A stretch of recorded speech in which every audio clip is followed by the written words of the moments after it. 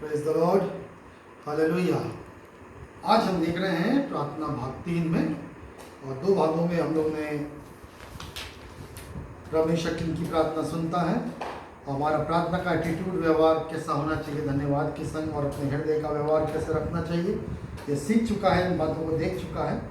और आज हम देख रहे हैं परमेश्वर के वचन से प्रार्थना में अंगीकार, कन्फेशन इन प्रेयर।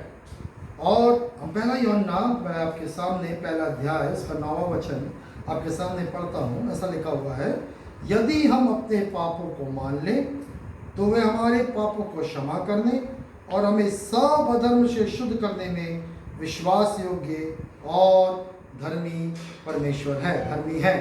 यदि हम अपने पापों को मान लें, if we confess our sin, तो वह परमेश्वर क्षमा करने में विश्वास योग्य और धर्मी है। प्रियो, इस बात को स्मरण रखेंगे। मैं आपके ध्यान को आज यशाया उसका 6वां अध्याय, मैंने इससे बहुत आशीष पाया। पहला पद से हम आगे पद तक पढ़ेंगे, परंतु मैं आपके सामने इस बात को बताना चाहता हूँ। और जो यशाया का जो 6वां अध्याय, इसमें इस प्रकार से लिखा है पहले पद में, जिस वर्ष उज्जिया राजा की मृत्यु हुई, मैंने प्रभु को ऊंचे और भव्य सिंहासन पर विराजमान देखा। उसके वस्त्र के घेरे से मंदिर भरा हुआ था। क्या कहता है? जिस वर्ष उज्जिया राजा की मृत्यु हुई, मैंने प्रभु को ऊंचे और भव्य सिंहासन पर विराजमान देखा। एक दर्शन परमेश्वर की महानता का, वो परमेश्वर के सिंहासन को देखने का, परमेश्वर की अगम्य ज्योति को देखने का दर्शन उज्जिया राजा को मिल रहा है। पर सवाल है, जो पहली लाइन है, यशाया को मिलता है, पर तब जब उज्जिया राजा मर गया। यशाया का दर्शन भव्य है, महिमा से भरा हुआ है, पर वो दर्शन तब आ रहा है जब उज्जिया राजा मर जाता है। मेरे प्रियो, पर देखिए, उज्जिया के मरने के बाद दर्शन तो देखता है, पर उस दर्शन के देखने के बाद एक तब्दीली आती है। हम आगे के वचन में देखेंगे 4 पद से, पुकारने वाले की वाणी से देवड़ियों की नींवें कांप उठी, भवन धुएं से भर गया। तब मैंने कहा, मुझ पर हाय, मैं तो नाश हुआ, क्योंकि मैं अशुद्ध ओठ वाला मनुष्य हूँ। मैं अशुद्ध ओठ वाले मनुष्य के बीच में रहता हूँ। मैंने सेनाओं के यहोवा महाराज को अपनी आंखों से देखा है। जब दर्शन पूरा देख लेता है यशाया, उसके बाद वो अपने आप पर हाय करता है। वो अपने आप को श्राप दे रहा है, बोलता हाय, मैं कौन सा मनुष्य हूँ? मैं अशुद्ध ओठे वाला मनुष्य हूँ और अशुद्ध ओठे वालों के बीच में रहता हूँ, और मैंने अपनी आंखों से सेनाओं के यहोवा को देखा। प्रिय, हमको परमेश्वर का वचन क्या बताना चाह रहा है? जिस वर्ष तक उज्जिया राजा जीवित था, उस वर्ष तक यशाया उज्जिया की महिमा को देख रहा था, उज्जिया के कार्यों को, उज्जिया का भय, उज्जिया का आदर, क्योंकि वो लोगों के बीच में रहता था जो अशुद्ध लोग दिन भर उज्जिया उज्जिया उज्जिया, और जो यशाया के कान सुन रहे थे, तो यशाया भी उन्हीं के समान उज्जिया उज्जिया उज्जिया। आज हमारे संग यही परिस्थितियां हैं। हम जिस लोगों के बीच में रहते हैं, उनकी बातें सुनते हैं, उन्हीं की बातें करते हैं। जैसे हम फिल्मी दुनिया में फिल्मी दुनिया की बातें सुनते हैं और वही बातें करते हैं। यदि हम किसी और घमंड की, पैसे की दुनिया में हैं और वही बातें सुनते हैं, वही बातें करते हैं, हम उसी को महिमा देते हैं। पर तो याद रखिए, जिस दिन यशाया को परमेश्वर का दर्शन मिला, उस दिन उसको मालूम चला इस सारी दुनिया की व्यर्थ महिमा व्यर्थ है, और उज्जिया की महिमा व्यर्थ है। और उसके बाद उसने उस महिमा को देखने के बाद वो अपने आप को कोस रहा है, वो पश्चाताप कर रहा है, वो प्रभु जी, मैं अशुद्ध ओठों वाला मनुष्य हूँ, अशुद्ध ओठों वालों के बीच में रहता हूँ, मुझ पर हाय। मेरे प्रियो, ये कन्फेशन हर एक मसीह, हर एक विश्वासी के जीवन में आना जरूरी है। सोच के देखिए, मैं जब फिल्मी दुनिया के लोगों के बीच में रहता, संसार लोगों के बीच में रहता, एक खेल की दुनिया में रहता, पैसे वालों की, बिजनेस की दुनिया में रहता, मैं जो बोलता हूँ और मैं जो सुनता हूँ, मेरे व्यवहार में वही बातें पाई जाती जो संसार में। मैंने अपने ओठों से फिल्मी दुनिया के एक्टर एक्ट्रेस की महिमा करा। ओ, क्या गाता है, क्या एक्टिंग करता है, क्या खेलता है, क्या पैसा है, और ये सब बातें मेरे ओठों से निकलती है। और याद रखिए, परमेश्वर के वचन बताता है मेरे और आपके वोट इसलिए हैं क्योंकि हम अपने इस ओटों को हम पवित्र बना के रख सकें और हम परमेश्वर की महिमा, जो परमेश्वर जो सारी महिमा के योग्य है, उसको महिमा दे। प्रकाशित वाक्य में लिखा है यीशु मसीह सारी महिमा, सारे आदर, सारी भक्ति, सारी स्तुति, सारी सामर्थ, सारे गौरव, सारे पराक्रम की योग्य है। हालेलुया। हमें और केवल इसलिए रचा गया है अब अपने ओटों से अपने परमेश्वर की महिमा करें। तो यशायाह ऐसा भविष्यवक्ता गलती कर गया। यशायाह भविष्यवक्ता लोग अशुद्ध लोगों के बीच में रहकर उनकी सुनकर उनके समान बोलने लगा।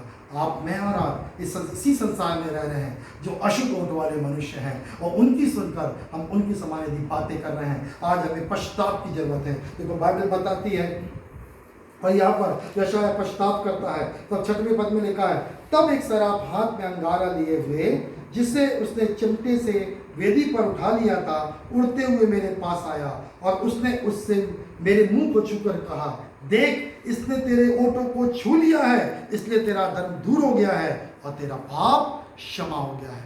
तब उसको जब वो पश्चाताप कर रहा है, अपने ओंठों से अपने पापों का अंगीकार कर रहा है, तब वो दर्शन देखता है। एक अंगारे को चिमटे से लेकर एक दूत आता है और उसके मुंह को छू लेता है, अर्थात उस आग के द्वारा उसके ओंठ शुद्ध किए जाते हैं और उस ओंठ शुद्ध करके अब बोलता है आगे के वचन में, ओ प्रभु जी, तू परमेश्वर का वचन आता है, मैं किसे भेजूं, कौन जाएगा? अब ये शायद बोलता, मुझे भेज, मैं जाऊंगा। मेरे प्रियो, हम इन ओटों से गाना गाते हैं, प्रभु के लिए बताते, प्रभु के लिए गीत गाऊंगा, प्रभु के लिए प्रचार करूंगा, प्रभु के लिए प्रार्थना करूंगा। क्या हमने अपने ओटों को उस वेदी की आग से शुद्ध किया है? क्या हमने उस ओटों को पवित्र बनाया है कि हम एक पल इस ओटों से संसार के लोगों की महिमा करते हैं, संसार के अशुद्ध लोगों के समान बातें करते हैं और दूसरे ही पल इन ओटों से प्रभु की महिमा, उसकी सेवा की बातें करते हैं? बाइबल कहती है ऐसा नहीं होना चाहिए। एक ही सोते से खारा और मीठा जल नहीं निकल सकता। बाइबल बताती है जब वो ब्रॉडी कोठरी में 120 प्रार्थना कर रहे थे, इससे पहले कि प्रभु की सेवा करे, पतरस जाके सुसमाचार प्रचार करे, आग किसी जीव में फटती दिखाई दी और जब वो आग आई तो उनकी जवान को शुद्ध कर दी और जवानों में एक नया शब्द, एक अनन्य भाषा का शब्द लेकर आया, उनकी जवानें पवित्र की गई। मेरे प्रियो, आइए हम पवित्र आत्मा की आग से अपने ओंठों को शुद्ध करें, हम अपने पापों को मान ले।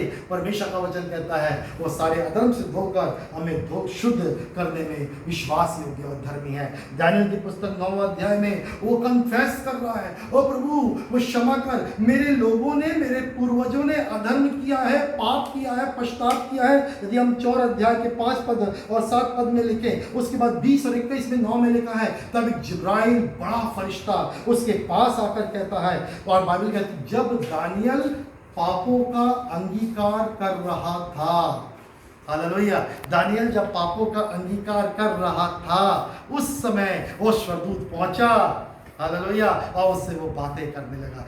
If then when we confess our sin, जब अपने ओंठों से किए गए पापों का अंगीकार करते हैं। और दूसरा, हम नहम्याह के 1 अध्याय के 5 से 11, और नहम्याह बैठ गया जब उसको मालूम चल गया यरूशलेम की दीवारें जल गई हैं, फाटक जल गए हैं, दीवारें टूट गई हैं। वो कई दिन तक पश्चाताप करता रहा और अपने पापों का अंगीकार करता रहा। यशायाह, दानियल, नहम्याह पापों का अंगीकार कर रहे हैं।